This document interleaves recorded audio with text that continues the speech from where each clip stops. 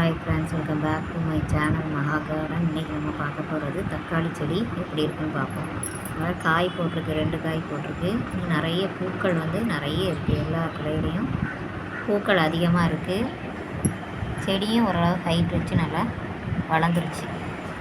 இப்போ இதுக்கு நம்ம உரம், மண்புழு உரம் கொடுக்கலாம். எல்லா வேஸ்ட்டான உரம், கிச்சன் வேஸ்ட்லாம் கொடுக்கலாம். அதே மாதிரி இன்னொரு தக்காளி செடி இருக்குது. அந்த செடியிலையும் காய் போட்டிருக்கு. ஆனால் இது ரொம்ப நாள் ஆயிடுச்சு வச்சு. இப்போ தான் காய் பிடிச்சி வருது. இதில் ஒரு காய் கிடக்கு, இன்னும் பழுக்கலை. ஆனால் அப்படி காயாகவே இருக்கணும்.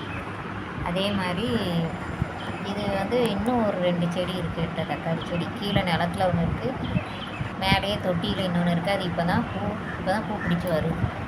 இன்னும் காயாகுதான் பார்ப்போம், எவ்வளோ காய் காய்க்குது. இது காஷ்மீரி ரோஜா செடி.